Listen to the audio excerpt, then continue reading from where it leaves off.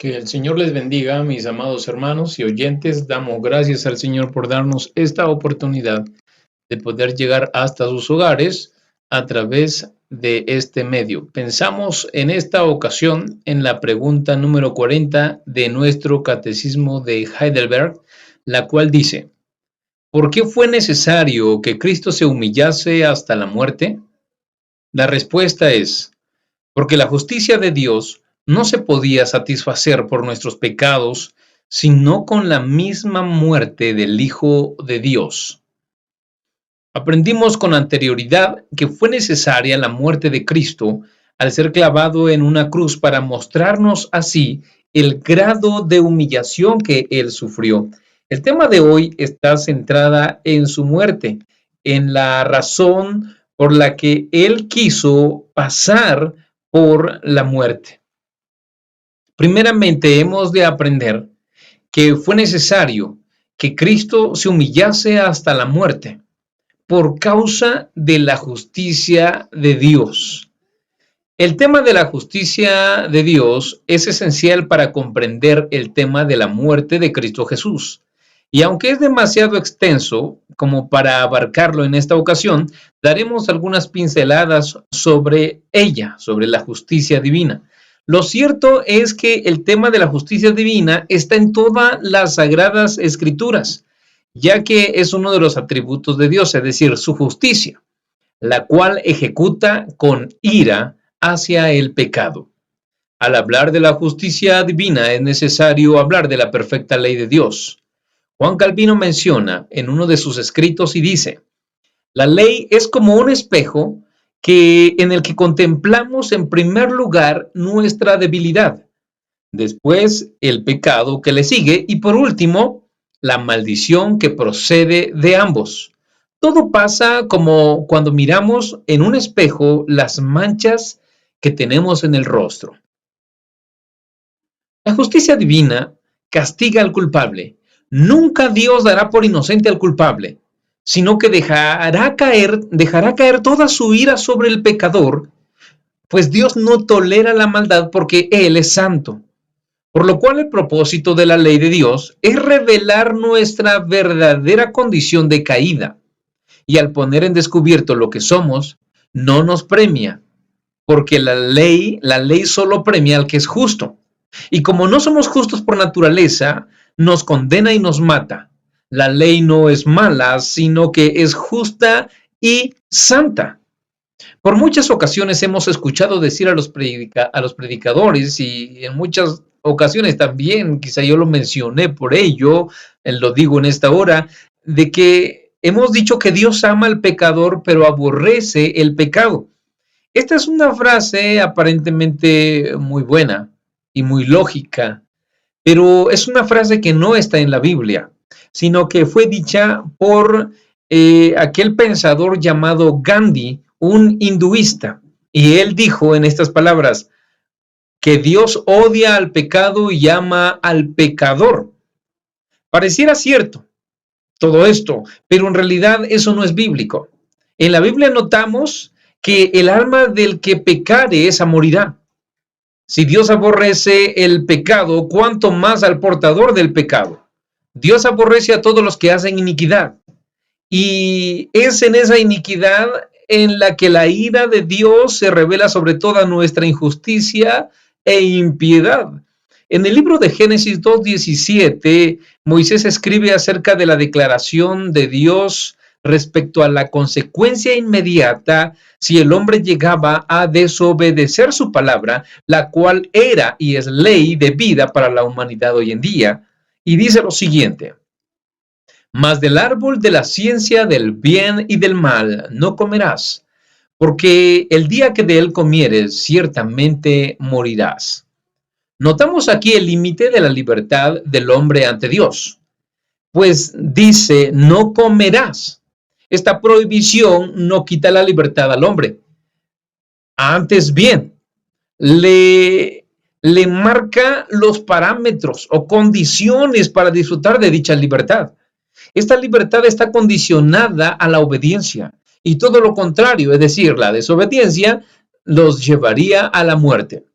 Hoy tenemos en nuestra sociedad un concepto erróneo de libertad, pues se nos enseña una libertad sin límites y sin reglas, pero al final se nos dice que nosotros mismos ponemos las reglas, lo cual es contradictorio a una libertad sin límites. Lo cierto es que no puede haber libertad sin límites. De lo contrario, la supuesta libertad sin límites se convertiría en esclavitud y en un tremendo libertinaje, el cual seguirá llevando a la humanidad a la muerte. Hoy notamos una expresión de esa libertad sin límites, la cual ha sobrepasado todas nuestras leyes civiles y donde nuestro propio gobierno no ha podido marcar un límite porque en sus propias leyes o en nuestras propias leyes está marcada una expresión de libertad sin límites. Entonces, ¿cómo poder detener algo que yo mismo estoy permitiendo? Dios es bueno verdaderamente en estos versículos, este versículo que hemos leído, pues en textos anteriores al versículo 17 de Génesis 2, menciona que de todo árbol podían comer. ¿Acaso eso no es libertad? Nuestros primeros padres tenían todos los árboles frutales que pudiéramos imaginarnos a su entera disposición, menos uno, claro, el árbol de la ciencia del bien y del mal.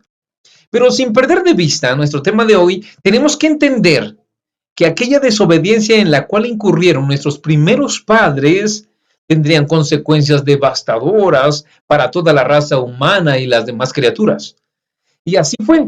La muerte entró, como dice el teólogo Albert Walters en su libro La creación recuperada, que el pecado entró como un parásito en la creación, pues no es de la buena creación de Dios. Así que la muerte vino a ser la paga del pecado. No hay pecado grande o pequeño que no tenga su paga. Y al incurrir en pecado, hermanos, esa misma ley de vida que les fue dada en el Edén vino a ser ley de muerte y condenación por la justicia de Dios revelada al pecado al que se había ocurrido. Y la frase que dice, ciertamente morirás, dicho de otra manera, sería muriendo morirás, queriendo decir Dios al hombre que el día que él comiera del árbol prohibido comenzaría su sentencia de muerte, tanto en su relación con Dios y en su deceso en esta vida hasta llegar al polvo. La vida no se trata de nacer, crecer, desarrollarse y morir, así de simple como lo plantea la biología humanista, sino que hay consecuencias de todos nuestros actos ante Dios. Tenemos una gran responsabilidad ante Dios, pues la ira de Dios se manifiesta sobre toda nuestra maldad. La justicia divina cae sobre toda nuestra existencia y no hay aspectos de nuestra vida que queden libres de dicha ira. Cuando desconocemos la magnitud de la ira de Dios sobre el pecado de los hombres, entonces le restamos importancia y vivimos sin temor delante de Dios de forma desordenada. Jonathan Edwards ha mencionado en uno de sus escritos llamado Pecadores en manos de un Dios airado respecto a nosotros como pecadores sin Cristo, y dice lo siguiente: es una ira eterna, refiriéndose a la ira de Dios. Es una ira eterna. Sería terrible sufrir este furor y esta ira del Dios Todopoderoso por un momento, pero debes sufrirla por toda la eternidad. No habrá fin para esta aguda y horrible miseria.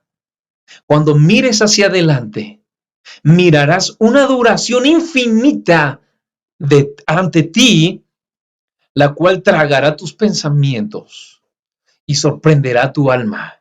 Y estarás absolutamente desesperado de no tener liberación, de no tener fin, de no mitigar, de no tener reposo del todo. Hablando así, hermanos, del infierno mismo, de la condenación perpetua sin Dios. Tenemos que aclarar que Dios no es hombre para que un día esté enojado y otro día esté contento. Dentro de sus atributos, su ira es permanente, es eterna, y no hay ningún humano que pueda estar de pie ante su presencia y mitigar dicha sed de justicia de parte de Dios. La ira de Dios es bíblica y siempre se ha revelado a la humanidad de diferentes maneras. Hay quienes niegan que Dios no castiga la maldad de los hombres. Hay quienes niegan que Dios castiga la maldad de los hombres y hay quienes dicen que aún el infierno no existe porque si Dios es amor no mandaría a nadie al infierno. ¿Tan miserables somos que queremos comparar al único y sabio Dios con un mortal? La justicia de Dios es real y se sigue manifestando sobre toda la tierra. Y es aquí donde viene Jesucristo, para que dicha ira sea quitada de nosotros. No estamos diciendo que cuando Jesús murió en la cruz, Dios dejó de estar enojado. De ninguna manera, no estamos diciendo eso, sino que la ira de Dios es eterna. Es parte de Él, es parte de sus atributos eternos. ¡Cuán terrible es estar en manos del Dios airado! Solo la muerte de Jesús apaciguó la ira de Dios en relación a nuestro pecado. Es decir, la ira de Dios sigue, es eterna, es permanente. Pero Cristo murió para que la justicia de Dios, la ira de Dios, la cual es activa todos los días, ya no recaiga sobre nosotros para condenación, sino para vida eterna. Como se ha dicho en repetidas ocasiones, el hombre cayó del estado en el que fue creado y está bajo maldición. Y no merecemos otra cosa más que la condenación eterna, el infierno. Esa es nuestra condición fuera de Cristo. La justicia de Dios muestra la perfección de Dios y asimismo deja ver nuestra imperfección y nuestra injusticia. La justicia de Dios es incorruptible y que el hombre no puede dar nada a Dios para obtener de Él sus favores. Y nadie puede escapar de esta justicia divina. Miserable de nosotros. ¿Quién nos librará de esta justicia siendo que somos injustos en toda nuestra manera de vivir?